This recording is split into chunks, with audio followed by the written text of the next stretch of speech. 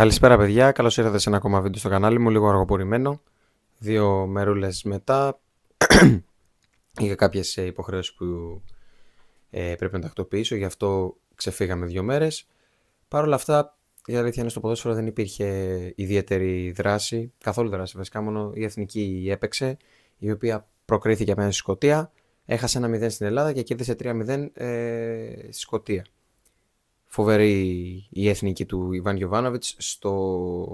Στην Ελλάδα έχασε 1-0, αλλά για μένα και για πολλούς έπρεπε να νικήσει. Δηλαδή η εικόνα του, το μάτς δεν έχει καμία σχέση με το σκορ.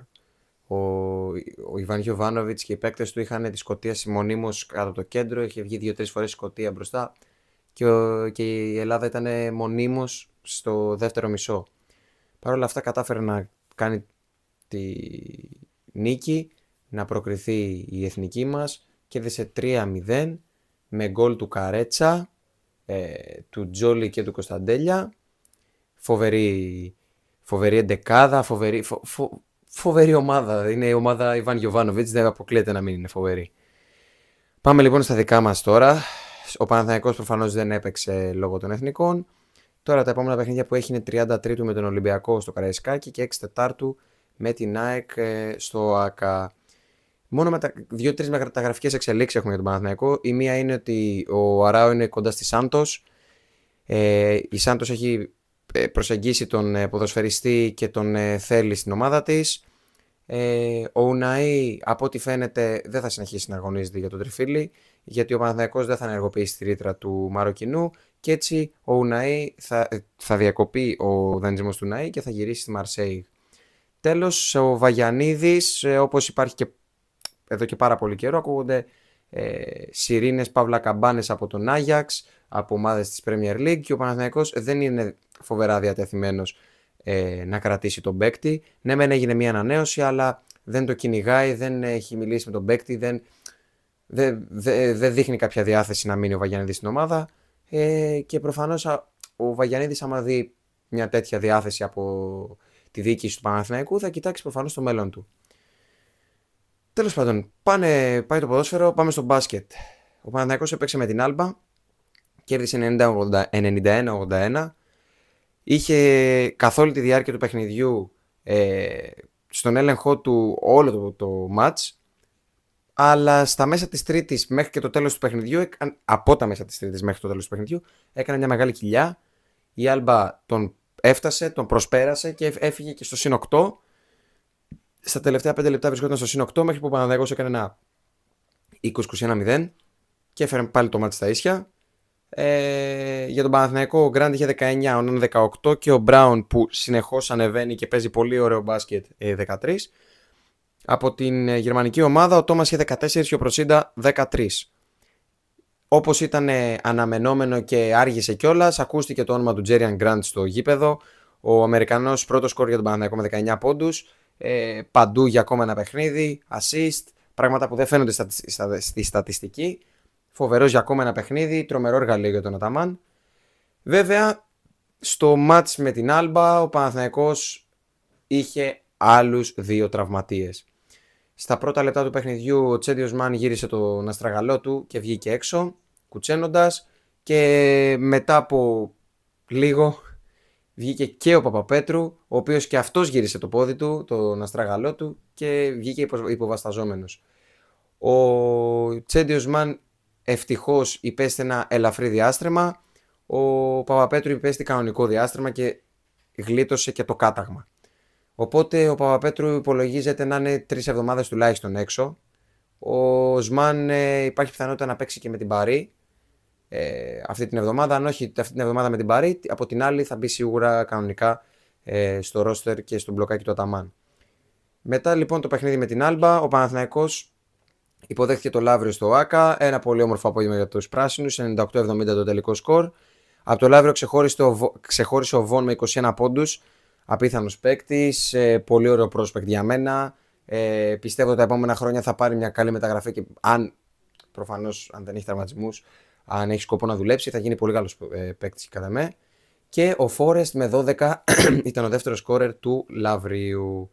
Ο Παναθηναϊκός είχε πρώτο σκόρερ τον Αλέξανδρο Σαμοντούροφ, ο οποίος τελείωσε το παιχνίδι με 24 πόντους, φοβερός, γεμάτη στατιστική, rebound, ήταν πολύ ωραίο παιχνίδι για τον Σαμοντούροφ, ο οποίος είναι πάρα πολύ καλό για εκείνον, γιατί ανεβαίνει, του δείχνει εμπιστοσύνη ο Αταμάν και εκείνος την κερδίζει με το σπαθί του, μπαίνει μέσα, βάζει 24 πόντους, τον κρατάει στο παρκέ ο Τούρκος τεχνικός και εκείνος τον ανταμείβει. Δεύτερη σκόρερ ήταν η Ναν και Καλαϊτζάκης με 12 πόντους έκαστος. Πολύ ήρεμο παιχνίδι για τον Παναθηναϊκό. Έκανε ένα rotation, φαίνεται από τον Σαμοντούροφ, φαίνεται από τους 12 πόντους του Καλαϊτζάκη, έπαιξε και ο Μωραΐτης. Και ουσιαστικά ήταν ένα ζέσταμα για τον Παναθηναϊκό για τη διαβολοβδομάδα που μας έρχεται, που σήμερα για παράδειγμα ο Παναθηναϊκός παίζει στη Μακάμπι 9 και 5, χωρίς τους Γιουρτσέβεν, Παπαπέτρου, Λεσόρτ, Γκριγκόνης αλλά και Τσέντι Οσμάν. Χωρίς 5 παίκτες ο Παναθηναϊκός πάει να παραταχθεί απέναντι στην Ισραηλινή ομάδα. Όπως είπε βέβαια και ο Ταμάνης στις δηλώσεις του, πάμε να πάρουμε το παιχνίδι, δεν υπάρχει κανένας τραυματισμός, εννοεί στο μυαλό μας. Και είπε συγκεκριμένα ότι θα παίξουμε με 7-8 παίκτες και με τους μικρούς μας, ότι δηλαδή θα τα δώσουμε όλα για να πάρουμε την νίκη, που είναι πάρα πολύ σημαντική για μας. Μετά το παιχνίδι με τη Μακάμπι, ο Παναθηναϊκός θα υποδεχθεί την Παρί την Παρασκευή στις 9 και 4 στο ΟΑΚΑ. Ένα πολύ κρίσιμο παιχνίδι για τον Παναθηναϊκό, καθώς βρίσκεται στο 19-11 τρίτος. Ακριβώς από πάνω του βρίσκεται η Φενέρ στο 21-10 και ο Ολυμπιακός στο 22-9, ο οποίος έχει κάνει 2 διαδοχικές ήττες απέναντι σε Ερυθρό Αστέρα και Βιλερμπάν. Η Μονακό από κάτω καραδοκεί, είναι στο 19-12 με μάτς παραπάνω και ο Παναθηναϊκός αυτή τη στιγμή βρίσκεται στο 19-11 με μάτς λιγότερο. Δηλαδή όλα κρίνονται στο νήμα που προφανώς ο Παναθηναϊκός σε επόμενες αγωνιστικές θα παίξει με τη Μονακό, αλλά παρόλα αυτά όλα είναι απίθανα οριακά. Οπότε όλα τα παιχνίδια είναι πάρα πολύ σημαντικά.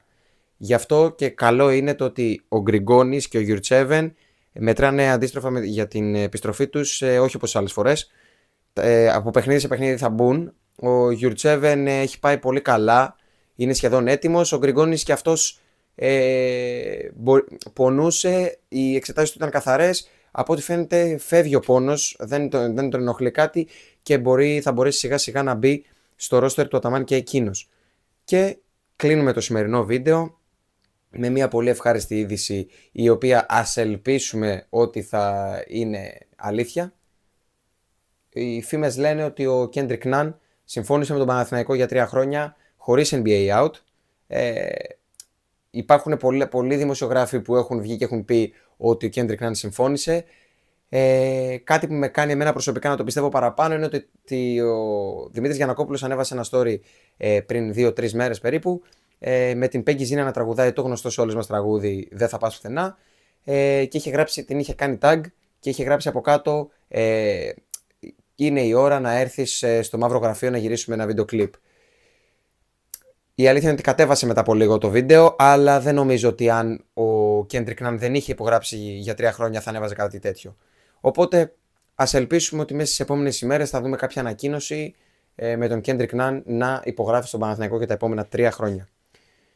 Τώρα τα επόμενα παιχνίδια τα είπαμε για την Ευρωλίγκα. Ας ελπίσουμε ο Παναθηναϊκός να κάνει το 2-2 σε αυτή την διαβολοβδομάδα, καθώς χρειάζεται πάρα πολύ αυτά τα παιχνίδια για να παραμείνει στην τρίτη και αν μπορέσει να ανέβει και στη δεύτερη θέση. Και στο ποδόσφαιρο ας ελπίσουμε στο καλύτερο, να δείξει μια καλή αντίδραση απέναντι στον Ολυμπιακό στις 30 Τρίτου και να συνεχίσει να πάρει ένα καλό αποτέλεσμα απέναντι σε μια ΑΕΚ η οποία είναι πληγωμένη και δεν παίζει το ποδόσφαιρο που έπαιζε και δεν παίζει ουσιαστικά καλό ποδόσφαιρο. Αυτά λοιπόν παιδιά για το Παναθηναϊκό μας. Επόμενο βίντεο την επόμενη Δευτέρα. Μείνετε συντονισμένοι στη σελίδα μου στο Instagram αλλά και στη σελίδα μου στο Twitter. Ανεβάζω και στις 2 για το οτιδήποτε νέο προκύψει και τα λέμε στο επόμενο βίντεο. Καλή συνέχεια.